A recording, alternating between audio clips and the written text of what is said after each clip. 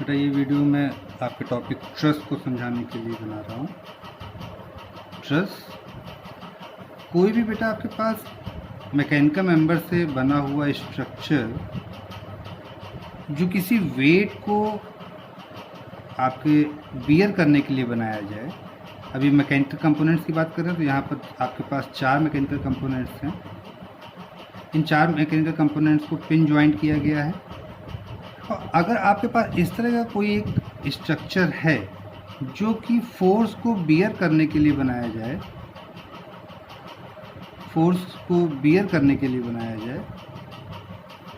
तो इसे आप एक फ्रेम कहते हैं बेटा। कोई ज़रूरी नहीं 4 ही हो, 4 से ज़्यादा भी हो सकते हैं, आप इन्हें फ्रेम कहते हैं। अब इन्हीं फ्रेम में अगर आपके पास ट्रायंगुलर शेप में लेते हुए और कॉम्बिनेशन ऑफ ट्रायंगल्स, बहुत सारे ट्रायंगल्स के कॉम्बिनेशन बनाते हुए अगर आपके पास एक फ्रेम बनाया जाए जिसका काम हो टू बियर फोर्स,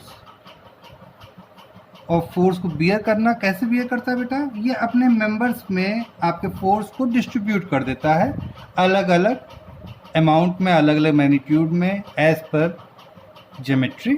तो ऐसे आप ये जो आपके पास फ्रेम होगा इसे आप ट्रस कहते हैं। ठीक है बेटा। ट्रस आपने अपने आसपास देखा भी होगा, जैसे मोबाइल टावर हैं, आपके रूफ के लिए है, टेम्परेरी रूफ जो होती हैं एस्बेस्टस शीट को लगाने के लिए, वहाँ पे ट्रस ऊपर आपकी छत पे लगाया जाता है। मोबाइल टावर है, ब्रिजेज़ हैं, ब्रिजेज़ के लोड को बियर करने के लिए आप उस पर ट्रस लगाते हैं। साइड में उसके आप एक जिगजैग स्ट्रक्चर बनाते हैं, छोटे छोटे आप मेंबर्स को जोड़कर, वही आपका ट्रस है। अब बात करें ट्रस की, तो ट्रस के टाइप्स जो हैं बेटा, टाइप्स ऑफ ट्रस तो 2 तरीके के होते हैं। पहला परफेक्ट और दूसरा इम्परफेक्ट।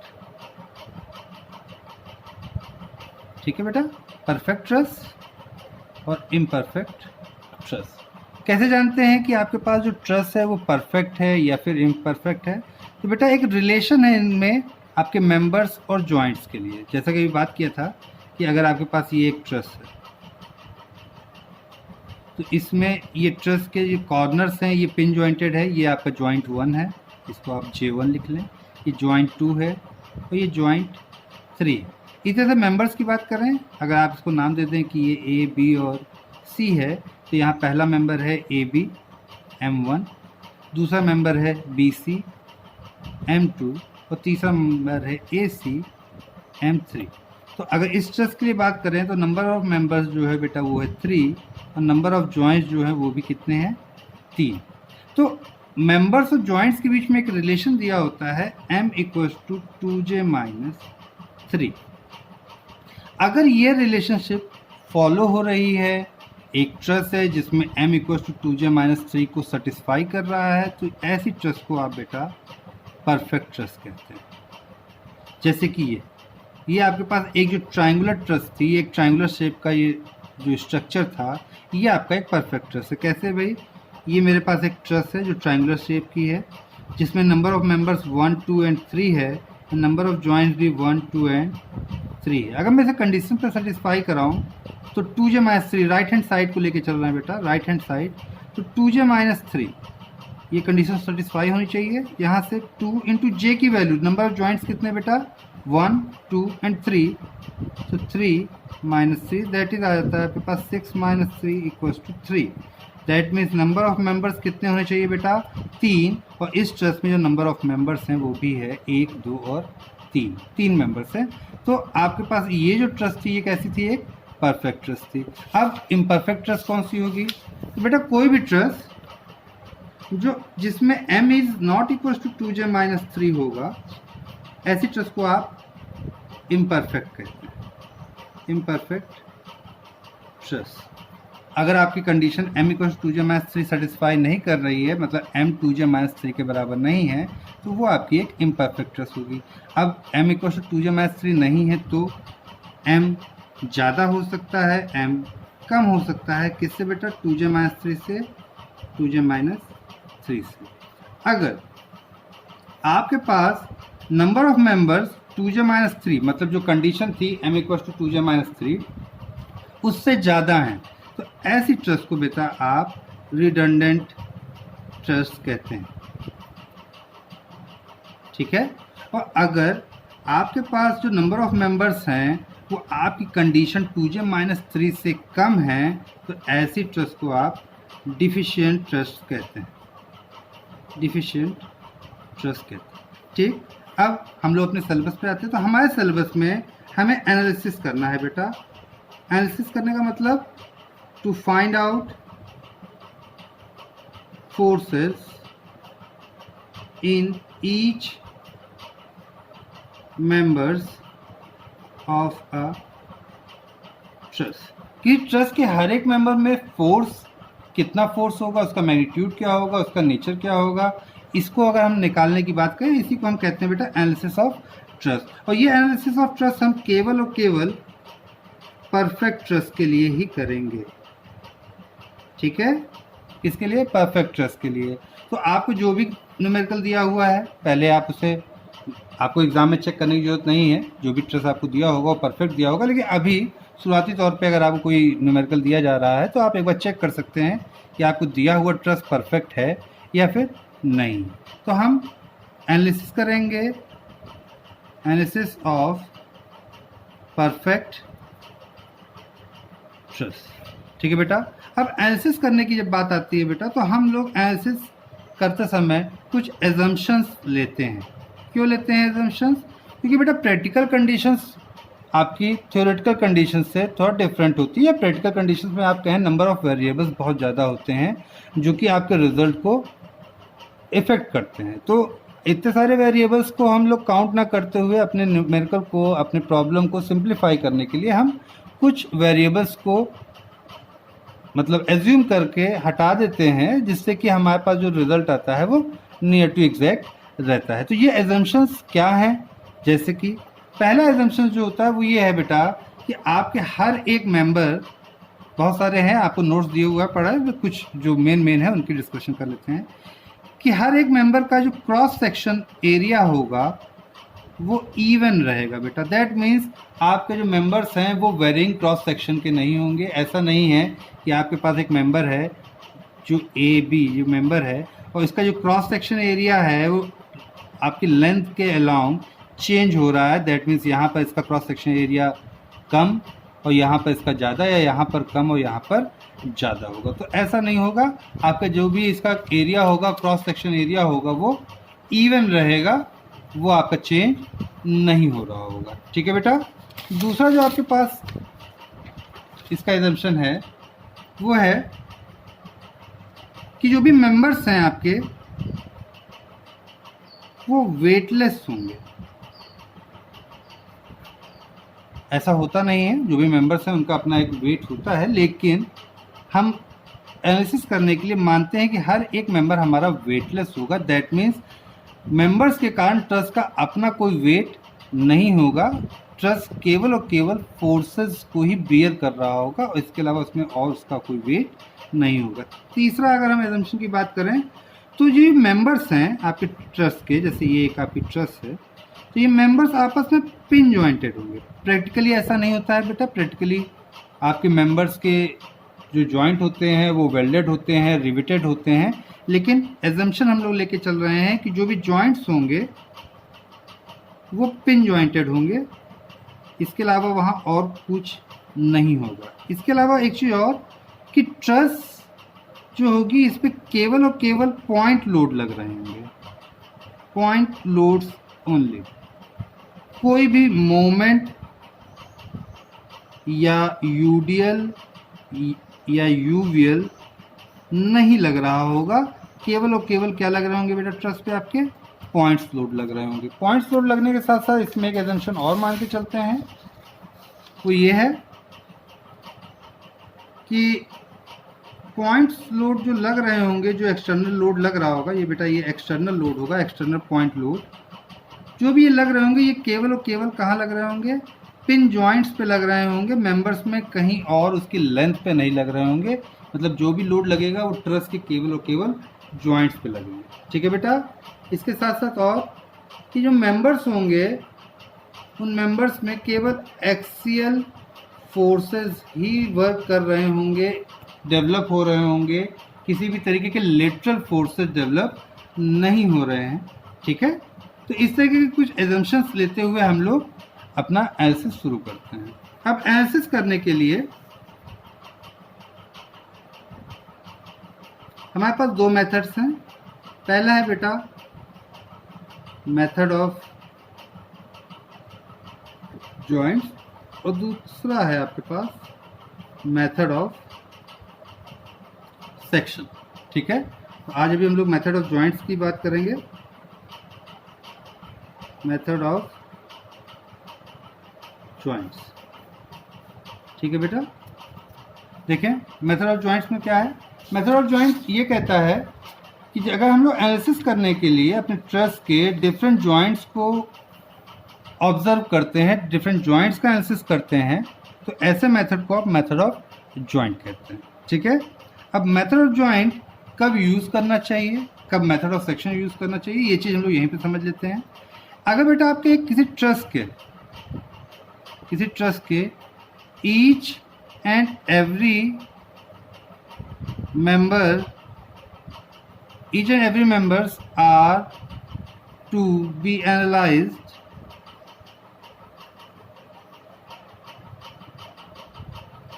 अगर आपको हर एक मेंबर एनालाइज करना है बेटा, then we use method of joint. मतलब अगर आपके एक पास एक ट्रस्ट दी हुई है और ट्रस्ट में आपके 7 या 8 मेंबर्स हैं, सपोज कीजिए 8 मेंबर्स हैं, और आपसे कहा जाता है कि आपको इस 8 के 8 मेंबर में कितना फोर्स डेवलप हो रहा है, किस नेचर का डेवलप हो रहा है, ये आपको फाइंड आउट करना है, तो आपके लिए फेवरेबल रहेगा कि आप मेथड ऑफ जॉइंट यूज़ करें। ठीक है, लेकिन मेथड ऑफ सेक्शन कब यूज़ करेंगे, अगर आपसे कहा जाए कुछ स्पेसिफिक मेंबर्स में, suppose you have to find out forces in 2 members or 3 members of a 16 member trust, we use method of section. ठीक है बेटा, जैसे आपके पास कोई ट्रस्ट है जिस ट्रस्ट में 17, 18, 20 मेंबर्स हैं, बहुत सारे मेंबर्स लगे हुए हैं, और आपको हर एक मेंबर में फोर्स निकालने को ना कहकर आपसे कहा जाए किन्हीं 2 मेंबर्स में आप कितना फोर्स है बता दीजिए, किन्हीं 3 में कितना है, 4 में कितना है, तो 3 या 4 मेंबर्स में फोर्सेस निकालने के लिए आप हर एक मेंबर में फोर्स निकालें, ये आपके समय का लॉस होगा और आपकी मेहनत का। तो वहाँ पर मेथड ऑफ जॉइंट ना इस्तेमाल करके हम लोग मेथड ऑफ सेक्शन का इस्तेमाल करते हैं, जब आपको ट्रस्ट के कुछ स्पेसिफिक मेंबर्स में फोर्सेस निकालने हो तो आप मेथड ऑफ सेक्शन यूज़ करते हैं, और अगर आपको हर एक मेंबर में फोर्स निकालने को कहा जाए तो आप मेथड ऑफ जॉइंट यूज़ कर लीजिए, वो आपके लिए सरल पड़ेगा। ठीक है, लेकिन ये भी ध्यान रखने की ज़रूरत है कि आपको न्यूमेरिकल में कौन सा मेथड यूज़ करने को कहा गया है। अगर आपको न्यूमेरिकल में कहा गया है कि आपको मेथड ऑफ जॉइंट यूज़ करना है तो आप method of joint he use करेंगे, और आपसे कहा जाएगा कि आपको method of section he use करना है तो आप मेथड ऑफ सेक्शन यूज़ करेंगे। अगर नहीं कहा गया है तो ये आपकी मर्जी पे होता है कि आप कौन सा मेथड यूज़ करें, तो फिर अपनी सुविधा के हिसाब से, सवाल के हिसाब से जो आपके लिए फेवरेबल हो वो आप मेथड यूज़ करें। ठीक है, तो अब लोग मेथड ऑफ जॉइंट की बात करते हैं। मेथड ऑफ जॉइंट को समझने के लिए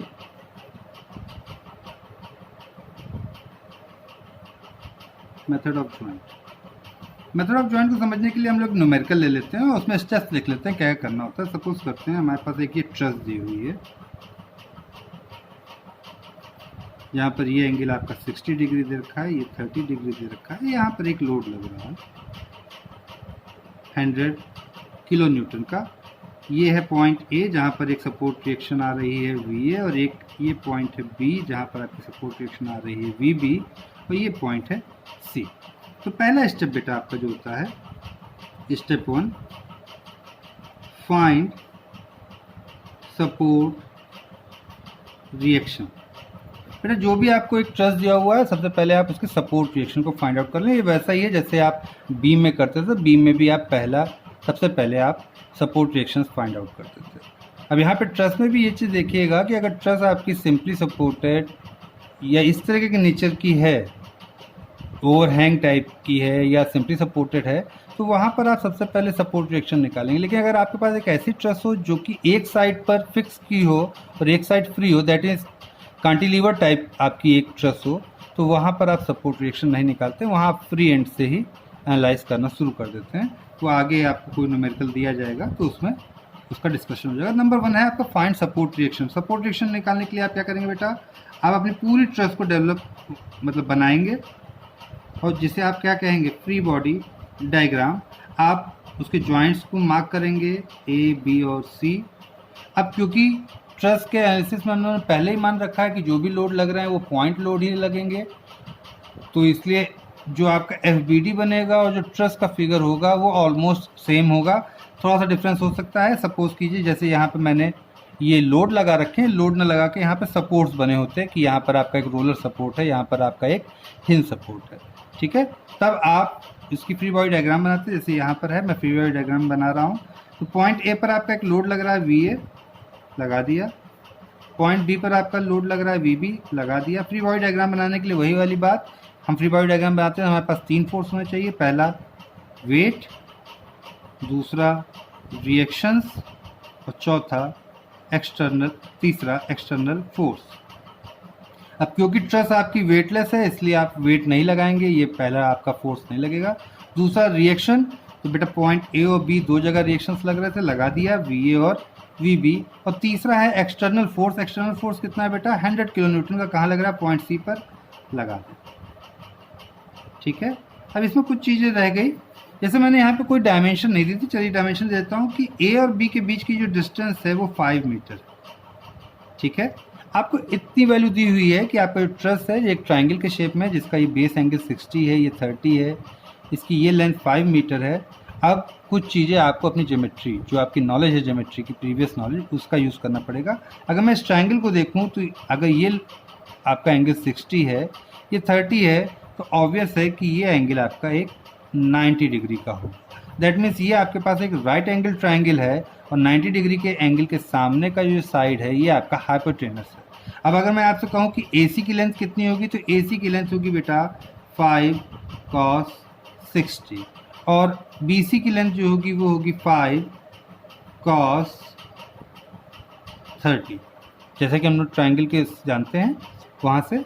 तो अगर आपके पास आपको हाइपोटेनस दिया हुआ है तो आप बेस और परपेंडिकुलर निकाल सकते हैं, ये क्योंकि एक ये राइट एंगल ट्राइंगल है, तो आपको AC और BC की लेंथ मिल गई। तो ये है आपके पास 5 मीटर लेंथ, ये आपके पास है 5 cos 60, cos 60 मतलब 1/2 दैट इज़ 2.5, और ये है आपके पास 5 cos 30 दैट मीन्स 5√3/2। अभी हम लोग कैलकुलेटर यूज़ नहीं कर रहे हैं, कर लेंगे 5√3/2, ठीक है। ये आपके पास ये लेंथ है, ये लेंथ है, ये लेंथ है। अब आपको इसके लिए सपोर्ट रिएक्शन निकालना है। सबसे पहले बेटा आपको जो एक्सटर्नल फोर्स दे रखा है, यहाँ से इसकी हम लोग लाइन ऑफ एक्शन ड्रॉप कर लेते हैं। ये है इसकी लाइन ऑफ एक्शन, ये है पॉइंट A, ये है पॉइंट B। क्या करेंगे भाई, सपोर्ट रिएक्शन निकालने के लिए ये आपने फ्री बॉडी डायग्राम बना लिया। कंडीशन अप्लाई कर दीजिए। कंडीशन क्या होगी बेटा, नॉन कंकरेंट फोर्स सिस्टम के लिए summation Fx0, summation Fy0 and summation M0। Summation Fx की बात करें बेटा तो इस पूरे डायग्राम में कोई भी एक्सएक्शन फोर्स नहीं, दैट मीन्स ये आपका ऑलरेडी सेटिस्फाइड है। समेशन Fy0 करें, देखें VA का फोर्स ऊपर की तरफ प्लस, 100 किलो न्यूटन का फोर्स नीचे की तरफ माइनस, और VB का फोर्स ऊपर की तरफ प्लस इज इक्वल्स टू 0। ये यहाँ से आपके पास आता है कि VA plus VB equals to 0, equation 1 मान लें। फिर अब नेक्स्ट आपको करना है बेटा समेशन M0। समेशन M0 करने के लिए देखें ये है आपके पास समेशन M0। समेशन M बताया हुआ था कि किसी भी एक ऐसे पॉइंट पे करें जहाँ पर अननोन फोर्स हो। A पर VA अननोन है, B पे VB अननोन है, कोई भी आप ले सकते हैं, मैं A पे ले रहा हूँ तो मैं समेशन MA0 कर रहा हूँ। चलिए भाई A पर अगर मैं मोमेंट 0 कर रहा हूँ तो VA A पे लगेगा, इसका मोमेंट 0 आएगा। पहला फोर्स जो आएगा वो आएगा आपके पास 100 किलो न्यूटन। तो फोर्स की वैल्यू है 100। डिस्टेंस की बात करें बेटा तो 100 किलोमीटर की फोर्स की लाइन ऑफ एक्शन ये है, पॉइंट ए ये है, परपेंडिकुलर डिस्टेंस ये होगी बेटा। अब अगर मैं परपेंडिकुलर डिस्टेंस निकालना चाहूँ तो कैसे निकलेगी बेटा, ये है 2.5, ये एंगल है 60, ये क्योंकि मैंने यहाँ ड्रॉप किया है और ये परपेंडिकुलर बनाया है, दैट मीन्स ये 90 डिग्री होगा। तो ये आपके पास एक राइट एंगल ट्रायंगल है। मैं इस पॉइंट को एक नाम दे देता हूँ, मान लेता हूँ डी। तो मेरे पास एक ट्रायंगल है ए सी डी जो कि राइट एंगल ट्रायंगल है, जिसका ये एंगल 90 है और इसके सामने की ये साइड जो है 2.5 है, हाइपोटेनस है। तो अगर आपको मैं कहूँ ए डी कितना होगा, तो ए डी यहाँ लिख रहा हूँ बेटा, यहाँ पर नीचे।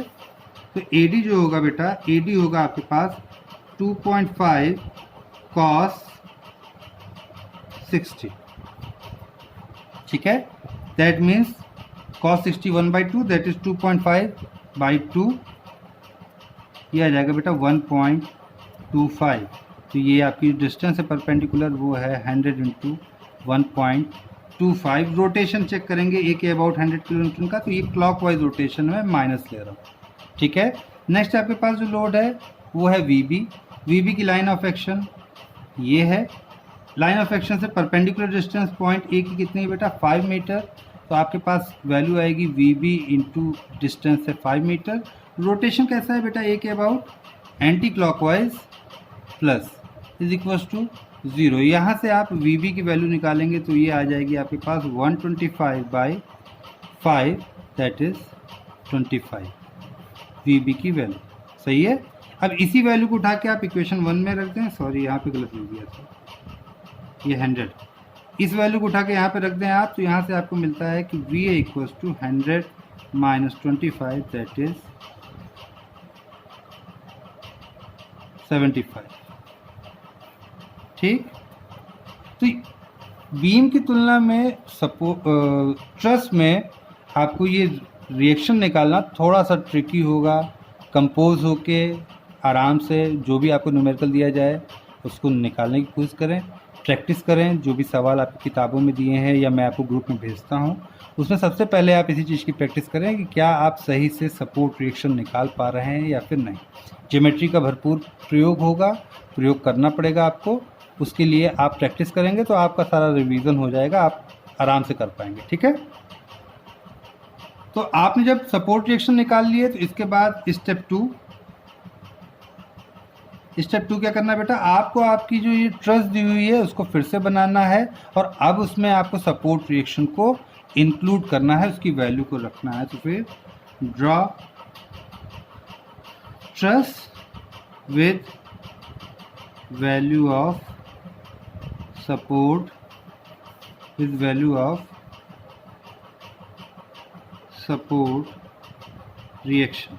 जो भी आपकी सपोर्ट रिएक्शन है उस सपोर्ट रिएक्शन की वैल्यू के साथ आपने इस ट्रस को फिर से ड्रॉ करना है। ये देखें मैं ट्रस ड्रॉ कर रहा हूँ, ये ट्रस, ये एंगल 60, ये 30, यहाँ पर लोड लग रहा है 100 किलो न्यूटन का। ये है पॉइंट ए, ये है पॉइंट बी, ये पॉइंट सी। ए पर वी ए की वैल्यू आई है 75 और वी बी की वैल्यू आई है 25 किलो न्यूटन, क्योंकि किलो न्यूटन में था सर तो किलो न्यूटन आई है, ठीक है। और ये डिस्टेंस जो है ये 5 मीटर है।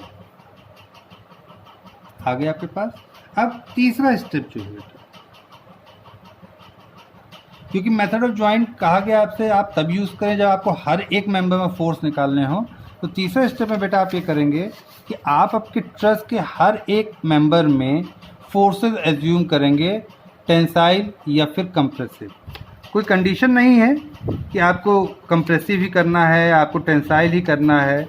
आप किसी भी मेंबर में कंप्रेसिव मान सकते हैं, किसी में भी टेंसाइल ले सकते हैं, लेकिन मतलब ये एक सजेशन रहेगा कि आप हर एक मेंबर में टेंसाइल फोर्स ही एज्यूम करें। मैं यहाँ पे यही लिख रहा हूँ, assume tensile forces in each members and mark them। हर एक मेंबर में बेटा आपको फोर्सेस एज्यूम करने हैं और उन्हें मार्क करना है, मतलब उन्हें नंबर करना है, लेबल करना है। 1 2 3 कर दें, F A B B C, इस किसी भी तरीके से कर दें। देखिए कैसे कर रहा हूँ। जैसे आपके पास ये एक ट्रस था, इस ट्रस पे ये लोड आपके पास 75 किलो न्यूटन का था, ये लोड 25 किलो न्यूटन का था, और ये आपके पास 100 किलो न्यूटन का था। ये ए, ये बी और ये सी। मैं हर एक मेंबर में टेंसाइल फोर्स एज्यूम कर रहा हूँ बेटा। किसी भी मेंबर में, यहाँ साइड में बना रहा हूँ, किसी मेंबर में अगर आप फोर्सेस को इस तरीके से एज्यूम करते हैं तो ये आपका टेंसाइल फोर्स होता है, क्लास में बताया है। और अगर आप फोर्सेस को इस तरीके से एज्यूम करते हैं तो ये आपका कंप्रेसिव फोर्स होता है, ठीक है। तो क्योंकि मैंने कहा कि हर एक मेंबर में टेंसाइल फोर्स मानना है, इसलिए मैं एरो एक दूसरे की तरफ फेस करते हुए बना रहा हूँ। तो ये आपके पहले मेंबर में मैंने बनाया और उसको मैंने फोर्स का नाम दे दिया F1। इस तरह से मैं दूसरे में मान ले रहा हूँ टेंसाइल फोर्स, और इससे मैं कह रहा हूँ F2, और तीसरे में भी मान ले रहा हूँ, और ये हो गया आपके पास F3, ठीक है। जैसे ही आपने सारे मेंबर्स में फोर्सेस एज्यूम कर लिए, नेक्स्ट स्टेप करते हैं, स्टेप 4। स्टेप 4 में क्या करना है बेटा, आपको आपके बने हुए इस फिगर को ऑब्जर्व करना है और हर एक जॉइंट पे ऑब्जर्व करना है कि कहाँ पर आपके पास अननोन फोर्सेस की वैल्यू कितनी है। जैसे सबसे छोटा ट्रस लिया है मैंने, तो इसमें वो प्रॉब्लम नहीं आएगी, लेकिन आप एक स्टेप आगे बढ़ेंगे तब वो प्रॉब्लम आएगी। आपको क्या देखना है बेटा, आपको हर एक जॉइंट को चेक करना है और जॉइंट पर कितने अननोन फोर्सेस हैं ये भी चेक करने हैं। जैसे जॉइंट ए पर आपके 3 फोर्सेस लग रहे हैं बेटा, 1, 2 एंड 3 दिख रहा है, 1, 2 एंड 3। आपके पास बेटा ये फोर्स 75 किलो न्यूटन आपका नोन है, ये फोर्स F1 आपका अननोन है, और ये फोर्स F3 अननोन है। मतलब जॉइंट ए पर आपके पास 2 अननोन फोर्सेस हैं। कितने हैं बेटा, 2 अननोन फोर्सेस। इधर जॉइंट बी पर भी F2 और F1 2 अननोन है और 25 किलो न्यूटन आपका नोन है, और जॉइंट सी पर भी F3 और F2 2 अननोन फोर्सेस हैं और 100 किलो न्यूटन आपका नोन फोर्स है। तो बेटा आपको आपकी ये फिगर बनता है, इसमें आपको ऑब्जर्व करना है कि ऐसा कौन सा जॉइंट है जहाँ पर आपके अननोन की वैल्यू 2 है। अगर 2 से ज़्यादा है तो आपको उसे टच नहीं करना है, केवल उन्हीं जॉइंट्स को आपको मार्क करना है जिसमें आपके अननोन की फोर्सेस मैक्सिमम 2 हों। जैसे इस केस में आपके हर एक जॉइंट की पर आपके जो अननोन की फोर्सेस है वो 2 ही हैं, तो आप कोई भी जॉइंट ले सकते हैं। लेकिन जब आपके पास थोड़े बड़े ट्रस होंगे तो वहाँ पर कुछ जॉइंट्स पर 2 अननोन फोर्सेस होंगे, कुछ पे 3 होंगे, कुछ पे 4 अननोन होंगे, इवन मोर भी हो सकते हैं, ठीक है। तो स्टेप 4 में आपको बेटा observe joints for unknown forces and pick one joint at which number of unknown forces is to maximum।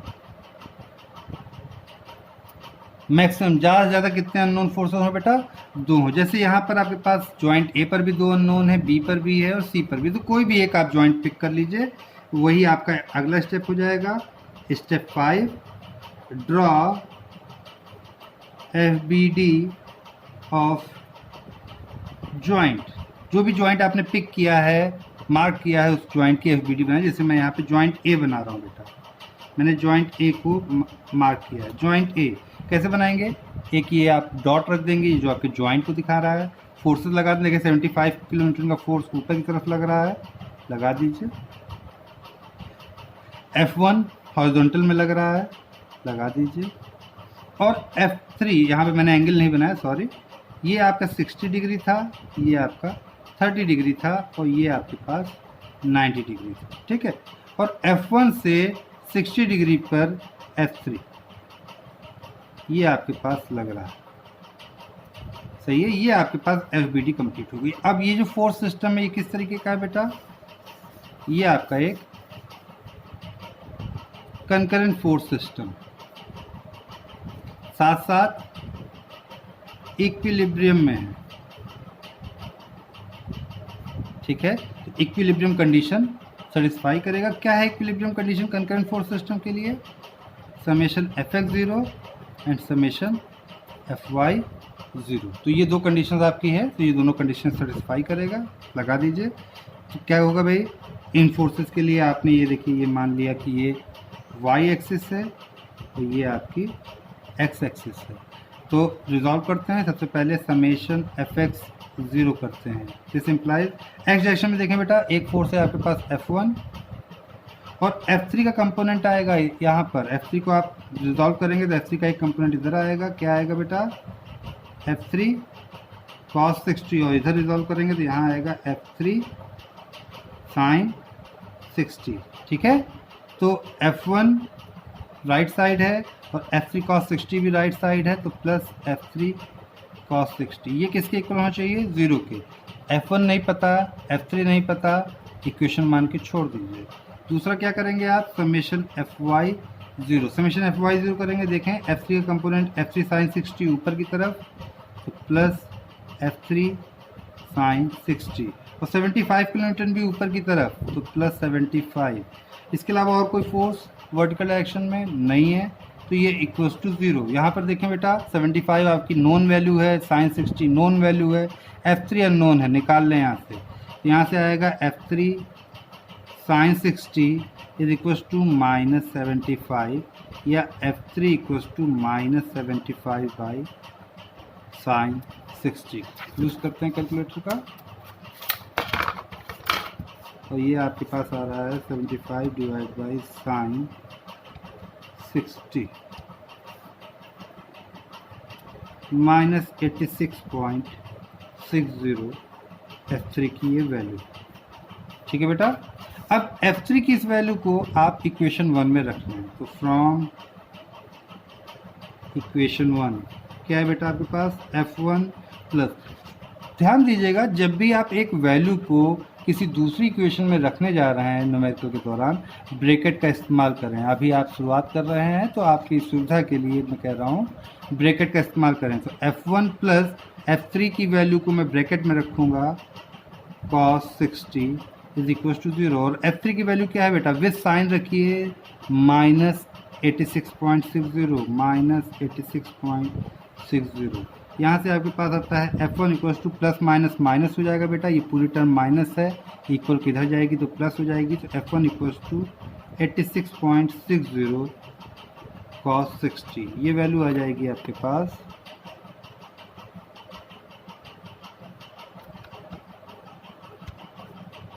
86.6 cos 60, 43.3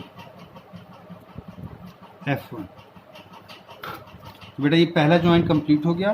पहला जॉइंट कंप्लीट होते ही आपको F3 की वैल्यू मिल गई, आपके लिए F3 नोन हो गया, F1 की वैल्यू मिल गई, F1 भी आपका नोन हो गया। अब आपके पास केवल F2 बचा है, तो आप F2 को भी कर लें। अब F2 को निकालने के लिए F2 आपका जॉइंट B पे लग रहा है, जॉइंट C पे लग रहा है, तो चाहे आप जॉइंट B का FBD बना लें या फिर जॉइंट C बना लें, तो आपको किसी से भी एक F2 मिल जाएगा। चलिए हम लोग जॉइंट B बनाते हैं। तो फिर से यही जो आपका स्टेप 4 है, स्टेप 4 से फिर से आपको रिपीट करना है। ध्यान देना है, हर बार आप जब एक इटरेशन करते चलेंगे, एक बार आप फोर्सेस की वैल्यू निकालते चलेंगे, आपको कुछ वैल्यूज़ मिलती जाएंगी, कुछ आपके अननोन्स नोन होते जाएंगे। तो आपको हर बार स्टेप 4 पे आना है और हर बार आपको अब जॉइंट को ऑब्जर्व करना है कि कौन सा जॉइंट है जहाँ पर केवल मैक्सिमम ज़्यादा से ज़्यादा 2 अननोन फोर्सेस है। आप उस जॉइंट को उठा सकते हैं, आप उस जॉइंट की FBD बना के उसको सॉल्व कर सकते हैं। ठीक है, तो अब अगर अभी चेक करें तो मेरे पास जॉइंट B और जॉइंट C है, मैं जॉइंट B बनाने जा रहा हूँ। तो नेक्स्ट आप क्या लिखेंगे, जॉइंट B। जॉइंट B बनाएंगे तो कैसे बनेगा भाई, ये है जॉइंट B। फिगर से जॉइंट B पर एक वर्टिकल फोर्स लग रहा था, रिएक्शन थी 25 किलो न्यूटन की। यहाँ पर एक फोर्स हॉरिजॉन्टल लग रहा था, ये फोर्स जो था आपका ये था F1, और इससे 30 डिग्री पर आपके पास फोर्स लग रहा है F2। ठीक है, F2, F1 और 25।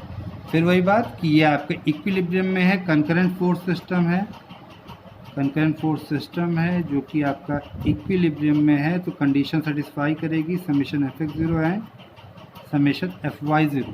ठीक है, पहली कंडीशन देखें समेशन एफ एक्स 0 से, तो एक्स डायरेक्शन ये है बेटा, एक्स डायरेक्शन में फोर्स को रिजॉल्व करेंगे तो आपके इसका एक कंपोनेंट इधर आएगा जो कि होगा आपके पास F2 cos 30, और ये है वर्टिकल डायरेक्शन y, ये है x, यहाँ पर कंपोनेंट आएगा F2 sin 30।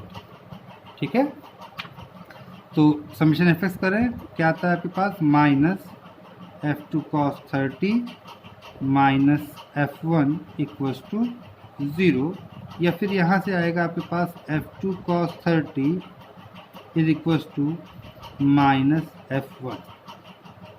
F1 की वैल्यू आपको नोन है बेटा, इससे पहले आप निकाल चुके हैं, तो वैल्यू रखते हैं, माइनस वैल्यू रखते समय हमेशा ब्रैकेट यूज़ करें, और F1 की वैल्यू कितनी है बेटा, 43.33, तो रख दें जरा इसको 43.33, ये है आपकी F2 cos 30 की वैल्यू।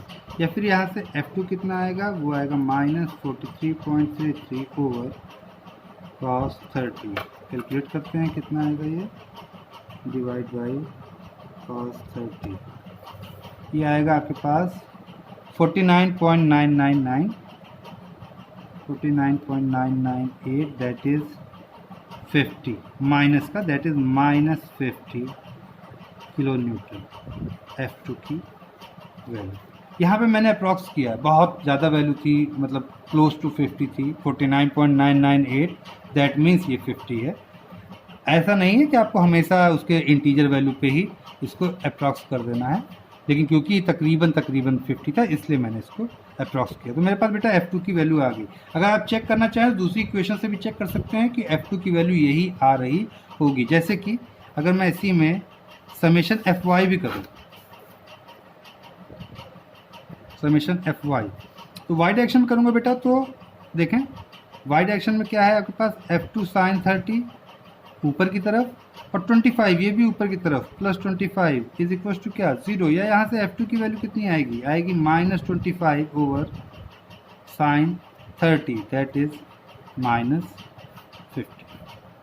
ठीक है, जब आपने एक बार सॉल्व करना शुरू किया, आपने अपने न्यूमेरिकल के सारे अननोन फोर्सेस को निकाल लिया, तो आपको इसको इसी पे नहीं छोड़ना है, इसी पे एंड नहीं करना है बेटा, आपको एक टेबल बनानी है, जिस टेबल में आपको आपके पूरे आंसर को समराइज करना है। कैसे बनाएंगे टेबल, टेबल में 3 कॉलम होंगे, पहला होगा आपके पास मेंबर, दूसरा होगा फोर्स, और तीसरा होगा नेचर। अब ऐसा इसलिए कर रहे हैं कि न्यूमेरिकल में आपको मेंबर्स के नाम ABCD करके दिए थे। अब कोई बच्चा हो सकता है कि मेंबर AB में F1 माने, कोई इसमें F2 माने, और कोई इसमें F3 माने। अब अगर आपने अपना आंसर F1 इक्वल्स टू इतना, F2 इक्वल्स टू उतना, इस तरह से करके छोड़ दिया, तो वो एग्जैक्ट वैल्यू नहीं बता रहा होगा किस मेंबर में कितना फोर्स था। इसलिए आपको फाइनली आपका आंसर इस तरीके से एक टेबुलर फॉर्म में देना है, जहाँ पर आपको मेंबर्स के नाम न्यूमेरिकल में दिए अनुसार ही करने हैं। जैसे कि अगर मैं न्यूमेरिकल चेक करूं, तो मैं न्यूमेरिकल में 3 मेंबर हैं। पहला मेंबर एक है आपके पास AC, तो एक मेंबर है AC, एक मेंबर है आपके पास AB, दूसरा एक मेंबर है AB, और एक और मेंबर है आपके पास BC या CB, तो आप लिखेंगे तीसरा मेंबर BC। अब आपने जो फिगर बनाया था उस फिगर से हम मैच करें, ये है फिगर। तो बेटा आपने AC मेंबर में आपने जो फोर्स माना है वो क्या माना है, F3, तो दैट मीन्स यहाँ AC मेंबर के आगे आपको F3 की वैल्यू लिखनी है, और F3 की वैल्यू चेक करें, तो F3 की वैल्यू कितनी है बेटा, -86.60।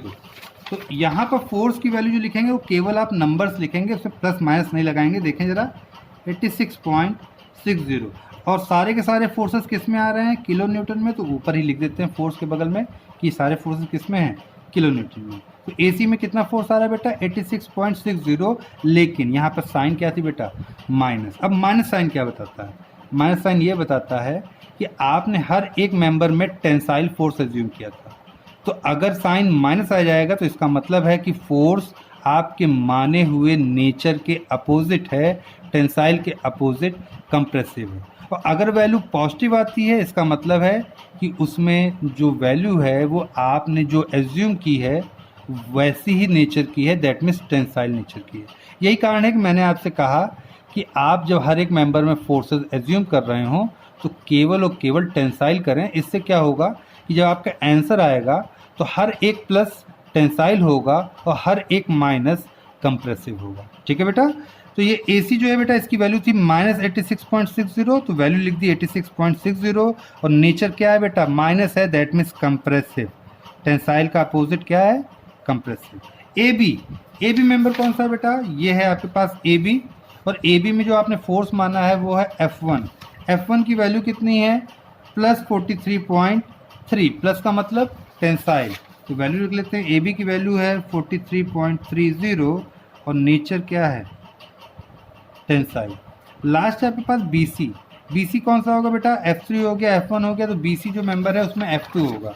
ये है आपके पास BC मेंबर, और BC मेंबर में जो फोर्स है वो क्या है, F2 है। F2 की वैल्यू देखें, F2 की वैल्यू है -50 या फिर -50, तो वैल्यू रख दें। BC की वैल्यू है 50 किलो न्यूटन और इसकी जो नेचर है वो नेगेटिव है, दैट मीन्स क्या है बेटा, कंप्रेसिव। जिस आपने ये टेबल बना दिया तो अब आपका ये न्यूमेरिकल कंप्लीट हो गया। जो भी इसका आंसर चेक होगा, जो भी ये न्यूमेरिकल चेक होगा वो इसी पर आकर चेक होता है। फाइनली आपकी ये टेबल ही चेक होगी जिसमें आपने वैल्यूज लिखी होंगी। ठीक है, इसको सही से बनाएं, सही से वैल्यू लिखें, मेंबर्स के नाम लिखें, और ये पूरी कैलकुलेशन बस इस एक बात पे तय करेगी कि क्या पहला स्टेप आपने सही किया है, क्योंकि उसके बाद के स्टेप आप सही करते हैं ठीक है, लेकिन आपकी ये वैल्यूज जो है डिफर आ जाएंगी।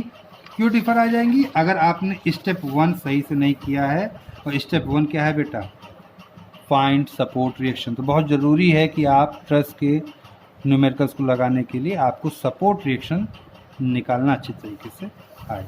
चलिए अब एक न्यूमेरिकल आज के लिए आपको दे देता हूँ इसी वीडियो में, जिसे आप लगाएं।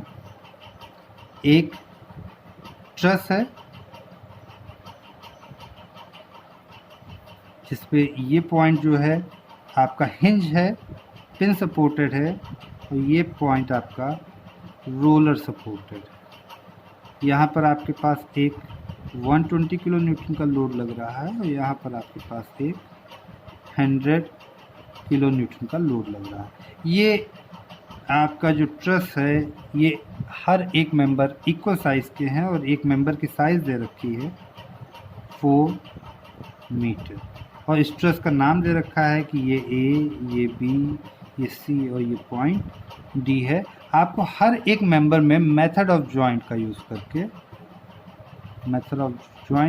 करके आपको इसके हर एक मेंबर में फोर्सेस और उनके नेचर को फाइंड आउट करना है। ठीक है, थैंक यू।